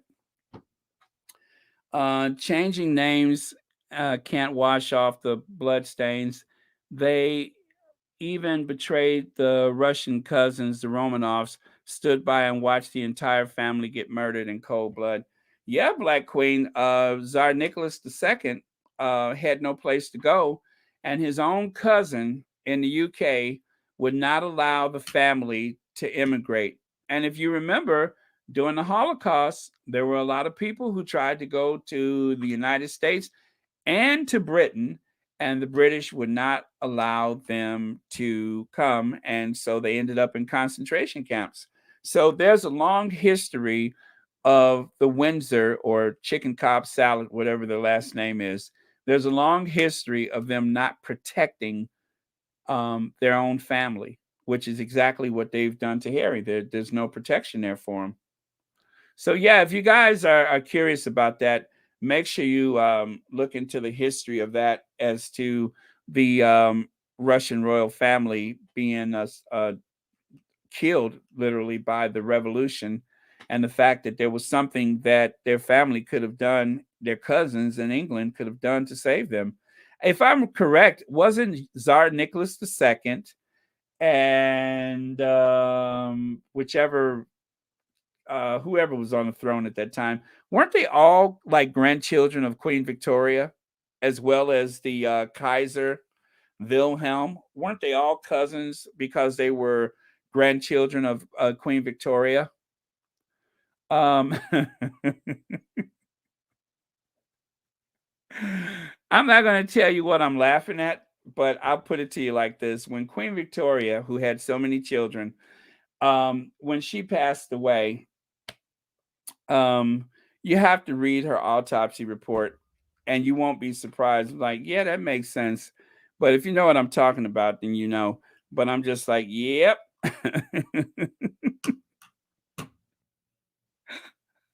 I'm not surprised. Okay, so there's Harry looking thrilled to be in their company. There's Harry again. Actually, nobody is thrilled to be with each other there. And of course, the Royal Foundation. The Royal Foundation was only successful because of Harry. Those other two, they were just really window dressing. But Harry is the one that carried that foundation.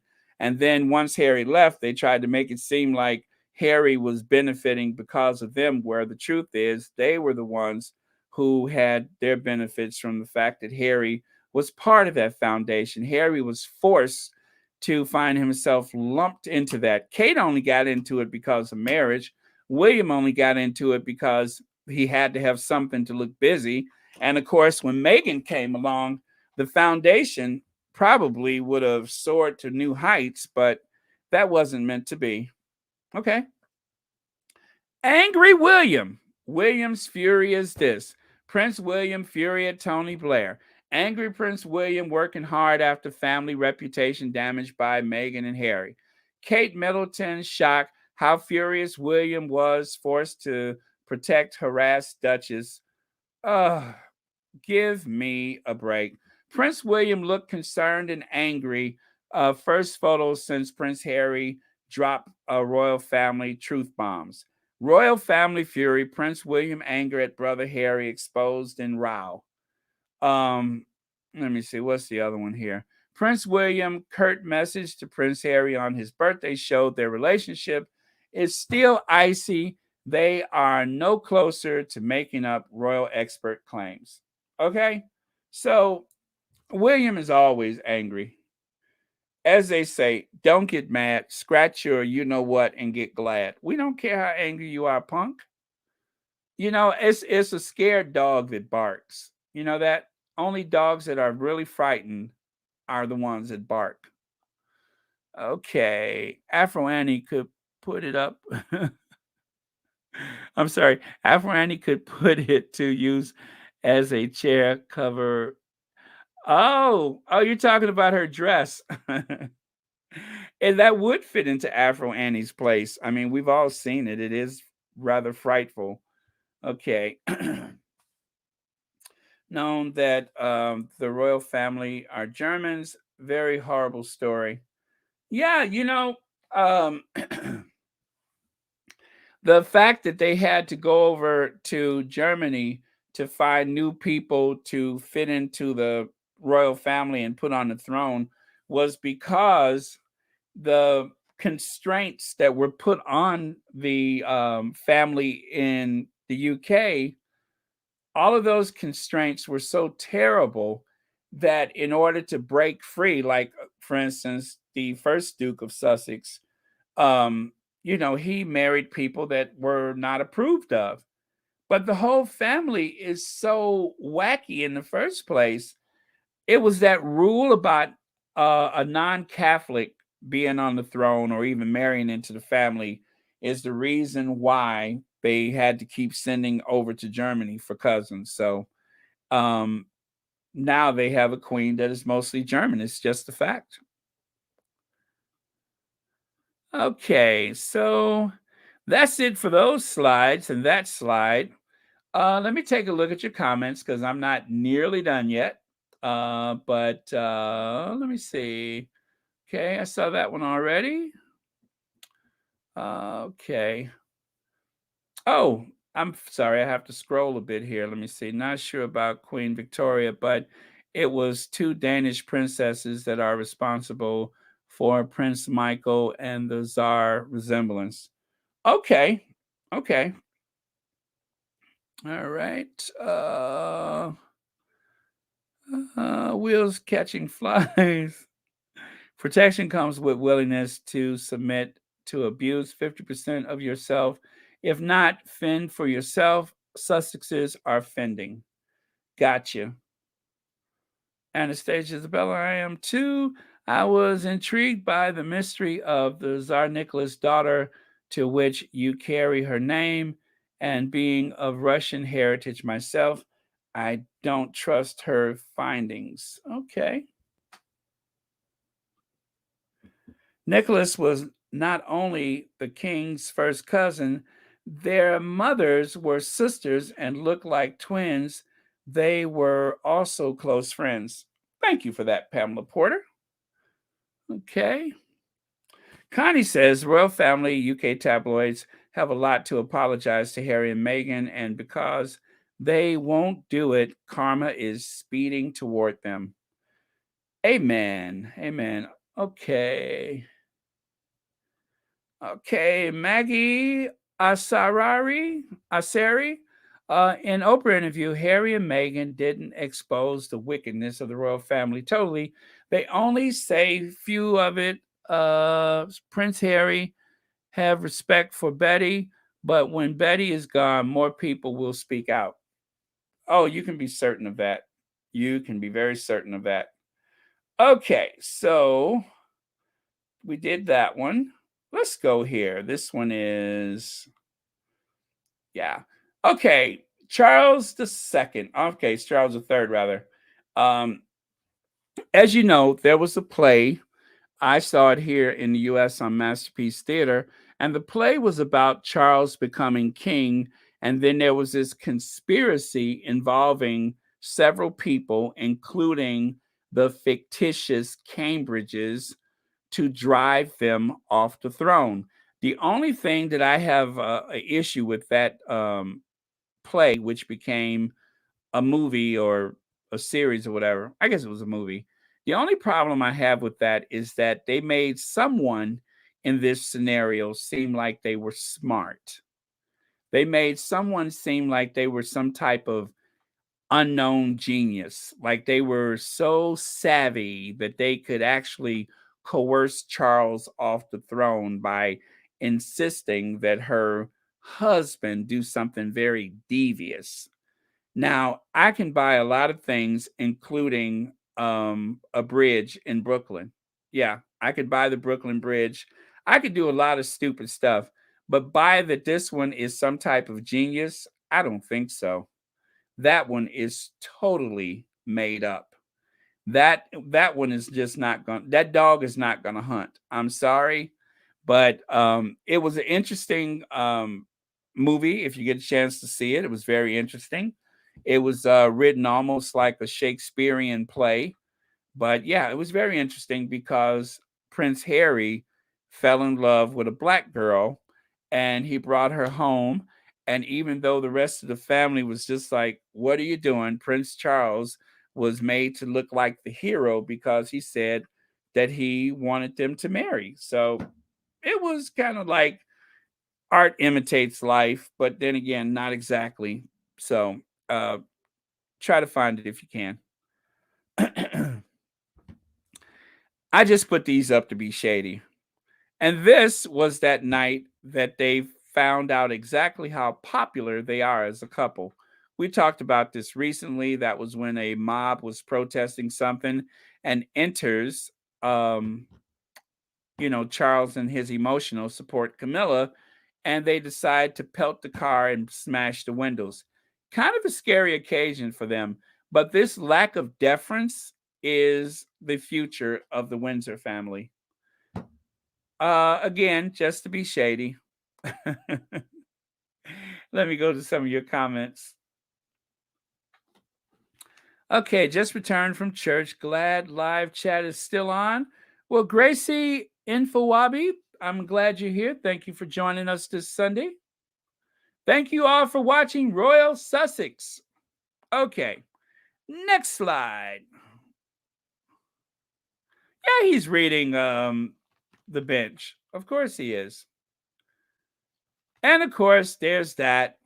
Right now, the war is between William and Charles. But either way, the future for the Yorks is quite uncertain. It is quite uncertain. So some people said that the Queen signed that document, oh, not even a document, but that statement saying that um,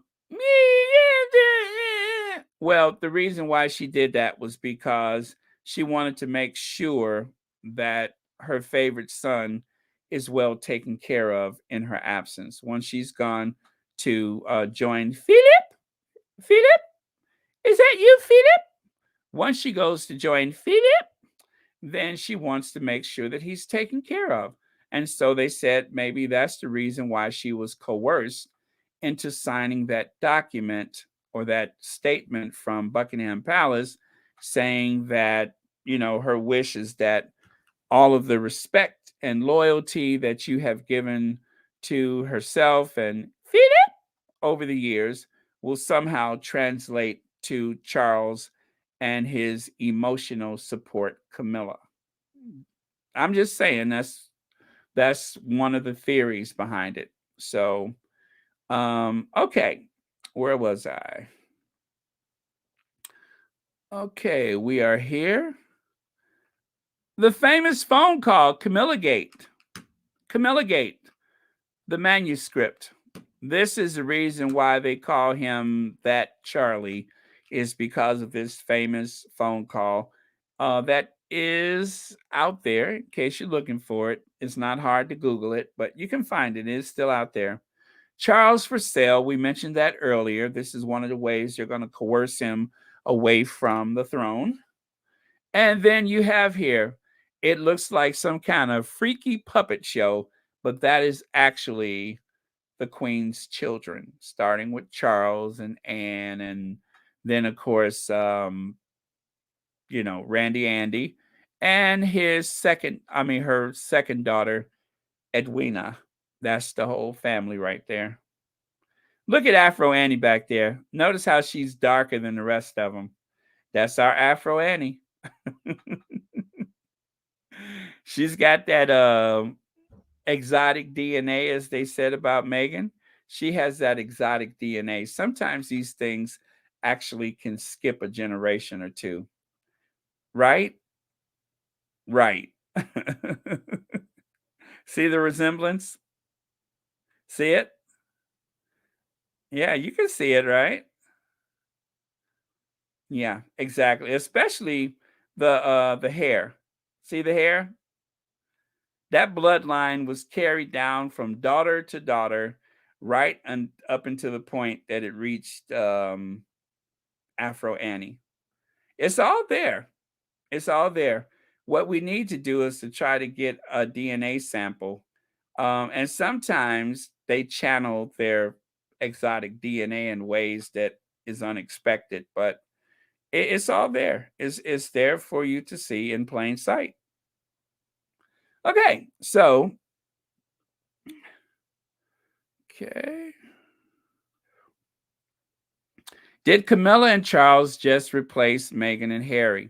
Well, that was November 1st, 2021.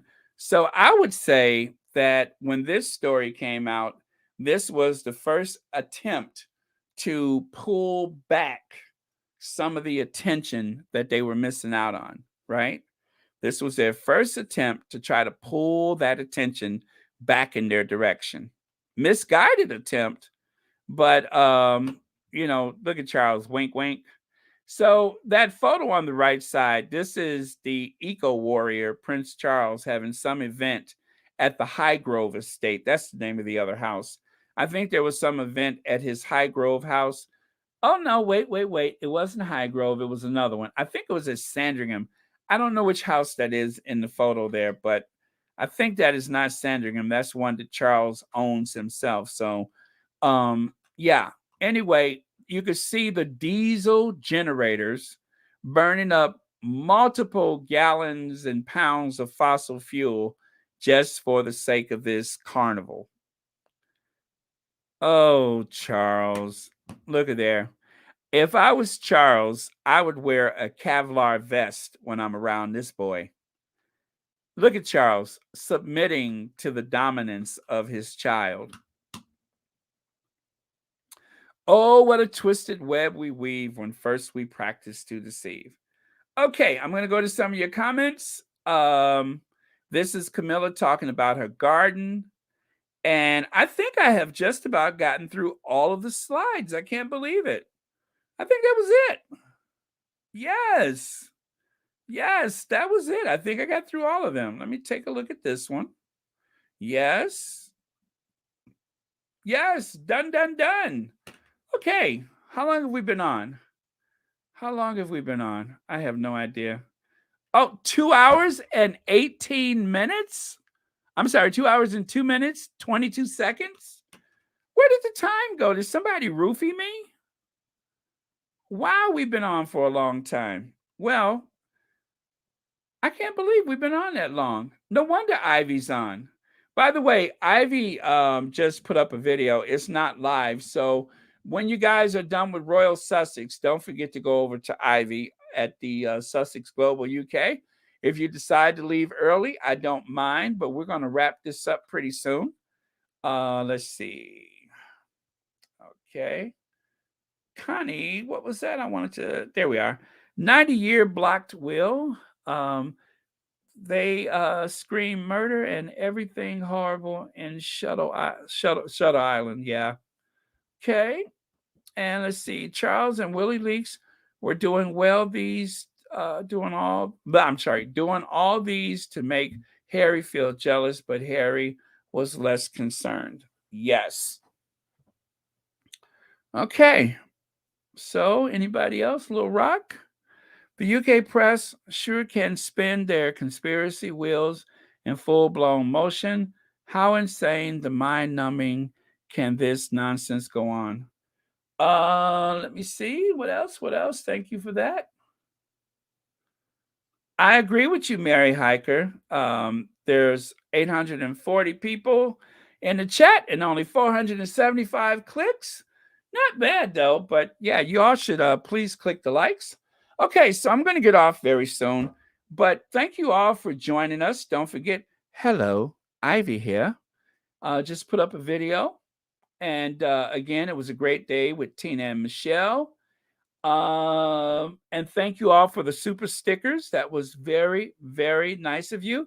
If I missed any of your super stickers, if I didn't send you a shout out, it was probably because I didn't even realize I've been on for 2 hours. So I had a lot to talk about. But the Windsors seem to be at war. And the principal participants in this war is Charlie and Son. They're the ones who are going to have it out with each other.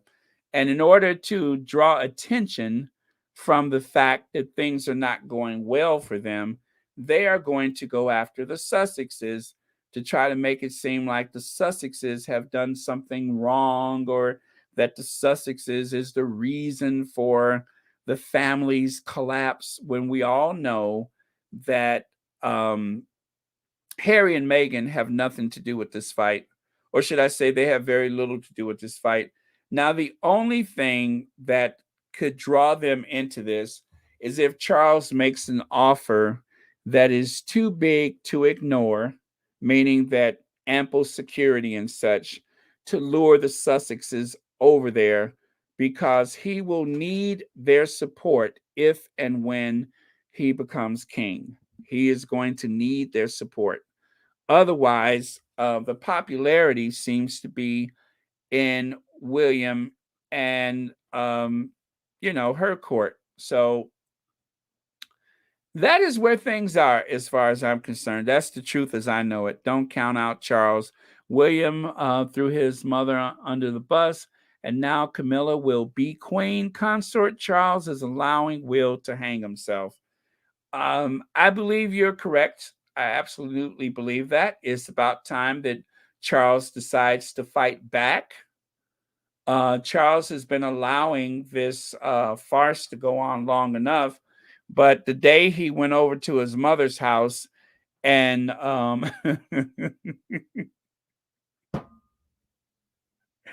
and possibly coughed and sneezed in her face and stuck his big fat sausage fingers in her glass of sherry and then slid that document in front of her, if that's what happened.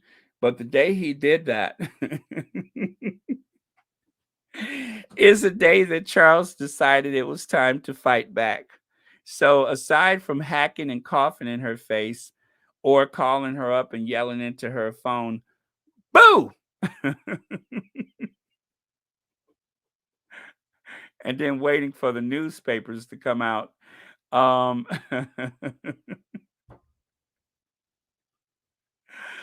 Baron, moderators and squad, enjoy the rest of your day. Much love. Thank you so much, Sharon Davis. But yeah, so I think Charles tried to call his mom up and go, boo, into the phone. Or maybe he had one of those air horns that he would blow into the phone, that is, to try to scare her. And since that didn't take her out, he decided that he would go over there and sneeze and cough in her face to see if that would work. And then he slid that document in front of her and told her, look, Ma, there's Dad. Philip. And when she wasn't looking, she signed the wrong paper. And now Camilla is going to be queen consort. I would say it is quite a coup that Charles has just pulled off.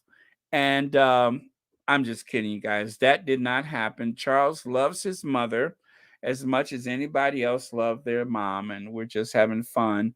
But I'm not saying it didn't happen either. So, um, cheers to our queens of everything. That includes, of course, Queen Doria, and of course, the Queen of Hearts. That, of course, would be Princess Diana, our Queen of Hearts. So we always celebrate them each and every podcast. Okay, you guys, who wants the last word for the day on this acknowledgement that there appears to be a war of the Windsors? Who wants the last word today? Joseph, I was looking for something. Okay, maybe this is it. Denise Jones says, peace and blessings, family. Enjoy your day, Baron and Squatties. Okay, Denise, I think that's it. Thank you so much for that. Thank you all for joining me here on Royal Sussex. And many happy returns of the day. Okay, that's it. Love you all. I gotta go. Bye.